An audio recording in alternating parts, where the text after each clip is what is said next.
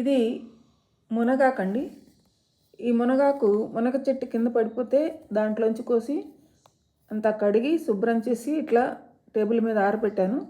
ఈ ఆకు ఎందుకంటే దీన్ని బాగా ఇట్లాగా నీడలో ఆరిపోయిన తర్వాత బాగా ఎండిపోతుంది, నీడలోనే దాన్ని పొడి చేసి పెట్టుకుంటాను.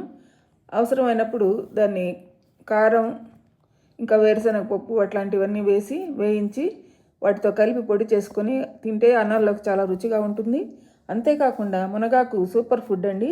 ఇందులో కాల్షియం, పొటాషియం, మెగ్నీషియం, ఐరన్ ఇట్లాంటి ఎలిమెంట్స్ ఎన్నో ఉంటాయి. అంతేకాకుండా vitamin A, vitamin B, vitamin C, ఇంకా విటమిన్ ఈ లాంటి విటమిన్స్ అన్నీ ఉంటాయి.